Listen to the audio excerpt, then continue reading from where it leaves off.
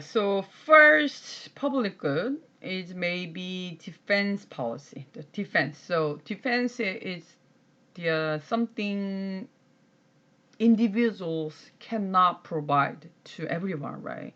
So we talked about like what is public good, and then one of the examples of public good is defense. Security. Security is something we can't do, but government can do. So I pay taxes to be protected. So defense policy is necessary things for state should provide.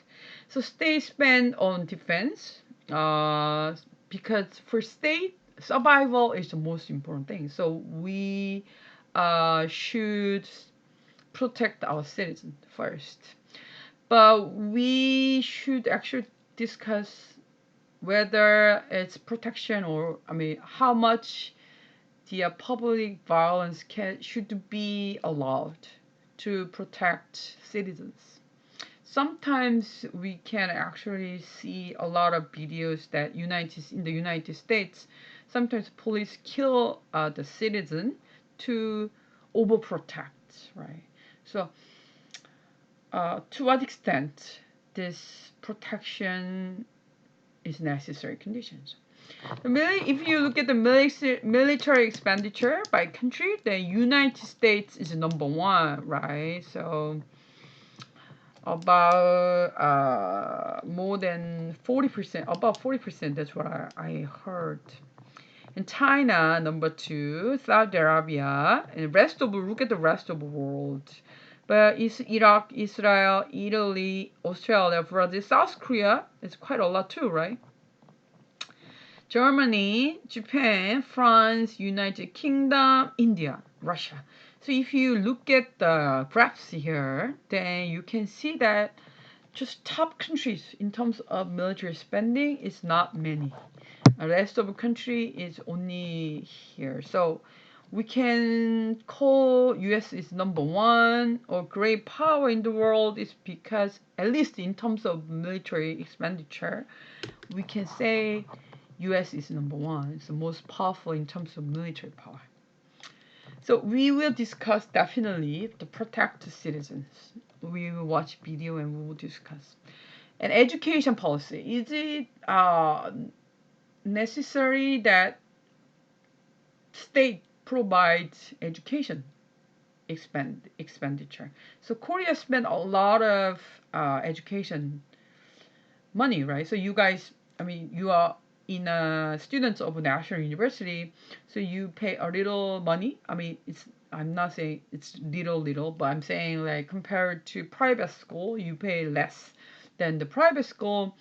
But even in a private school, they actually got help from the government, the Ministry of Education. So Ministry of Education actually pour a lot of money for the education. So education is considered one of the public goods in wealthy country, but not poor country.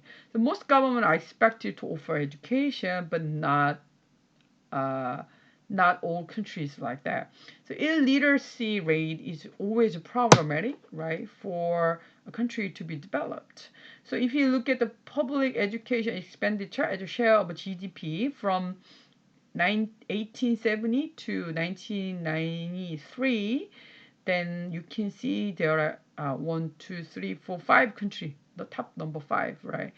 But I think I have to, update it. It's only selected OECD country. So Norway, France, United Kingdom, Germany, Spain. So these countries are considered welfare states, right? Compared to other countries, they spend a lot of money for the welfare, except for United Kingdom. But still, even though United Kingdom is not considered welfare state compared to Norway, France, Germany, still they pay a lot of money for the education because they actually know the importance of education. Korea actually spend a lot of money too for education, not as much as the wealthy countries like that. And then education people actually expect free education in many countries. So like Germany is completely free, right? So you don't have to pay for it, you don't have to worry about it. But Korea still you should worry a little, right? If you go to like high school, university, you have to always worry about how much the cost for education. And R&D, I mean the President Yoon actually cut the R&D budget 50%, 15%. So even in Korea, we have in 1997, we had huge economic crisis in 1997. So we actually borrowed the fund from IMF. Even in 1997 and 1998, the government didn't cut R&D funding. Why is that? It's because Korea, we need technological development. That's the core engine for economic development in Korean society. So that's why we couldn't stop pouring money in R&D sector. So, but is it is R&D public good or not? That's actually something we should argue. We should discuss, because in some countries, R&D is something is not from the government. Maybe it's from the private sector. But if you look at the map here, how much countries invest in research and development? That's R&D, right? Number one is US. China is number two. So these two countries pour crazy money for that. And number three, Japan. Number four, Germany. But if you look at here, number four is South Korea. So South Korea doesn't have, compared to like France, UK, India, Brazil. I mean, if you compare other countries, we do not have enough GDP. We do not have strong GDP, but we spend crazy money for R&D. That's how we could race against this strong country, US, China, Japan, Germany. How can we beat them, if we do not pour the money like this? So in terms of R&D, I mean R&D wasn't public good before, but since high-tech goods matters a lot, like computers, electronic machinery, aircraft, semiconductor, AI, 5G. I mean, this is the era of 5G. And then the R&D expenditure is the most important budget ever, especially countries like South Korea. Like not only South Korea, but China and other countries too. So number one, the US. I mean, in terms of money, Korea doesn't spend much, right? US, China, Japan, Germany, South Korea, France, India, UK, Brazil, Russia, Italy, Canada, Australia, Spain, like Turkey, like that way. So how can we beat the US in terms of R&D development? It's really hard to, right? But I wanted to emphasize here is whether spending R&D money expenditure is should be considered as as a public good or not. Like before 2000, maybe it's not, but after 2000, the world is completely changed. So these days, people emphasize the importance of R&D money. And health and social welfare. I think welfare. I mean, South Korean government didn't care much about social welfare before, but after Kim Dae-jung's government, after 1998, the government has been changed because the Kim Dae-jung was president, left wing party, and then he started to spend with social welfare. There was social welfare before, but not for fragile sector. But after Kim Dae-jung became president, there are a lot of social welfare money has grown up, it has been increased. But compared to, if you compare other OECD countries, Korea is the least spending country in terms of social welfare. But the government, but these days, the role of health and social welfare has been emphasized because of COVID-19, as I explained. Before COVID-19, it wasn't necessary conditions, but these days we emphasize a lot, right?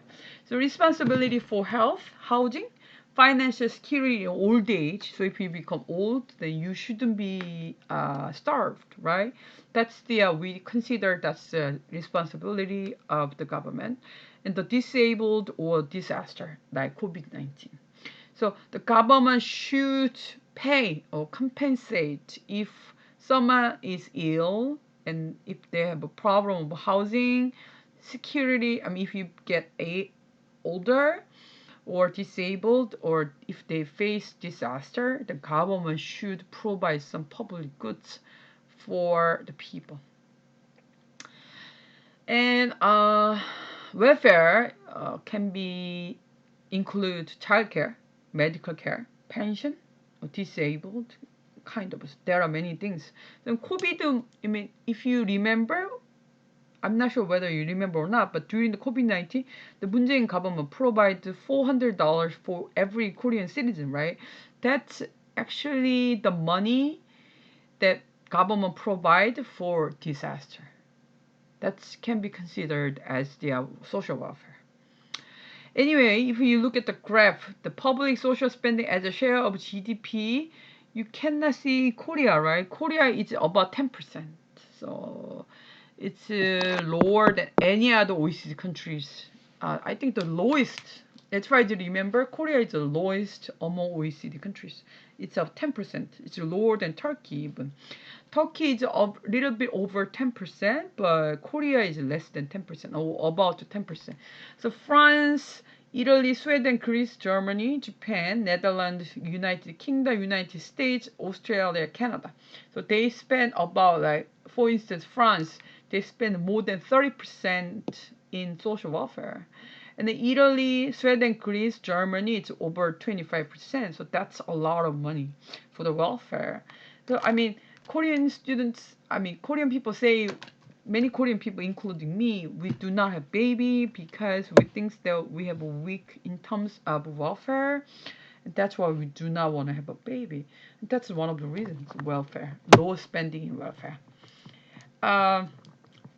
Lot of state in third world. So if you go to poor country, then there is always problem of these public goods. So third world state usually fail to provide these policies, these public goods. So low level of defense, so there is ethnic wars or civil wars. Low infrastructure, low level of education, a low level of welfare. So for people of the many poor states, daily life is a series of catastrophe and hard to provide the public good. And we call this failed state. So failed state means that they fail to provide public good. So it cannot project authority over its territory and peoples, and it cannot protect national boundaries. That's the problem of failed state has. So, like, what's the example of failed state?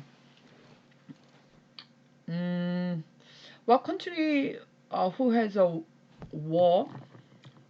Syria. Syria is failed state. So Syria couldn't provide welfare for to people. I mean, they can't actually protect their own citizen, right? And I can't find. Let me search. Somalia. Yeah, Somalia is typical failed state as well because they can provide public good to the people at all. North Korea can be failed state. They do not provide any of this like education, welfare, or defense. So they can be the typical examples for failed states. I don't think this is necessary. So I want you to discuss these the rest of the topics in the classroom, so we can actually discuss what is the right role of protection of people, and what is the most important features that the state should necessarily provide for the people. Thank you for taking class through this online, and I'll see you in person next week. Thank you.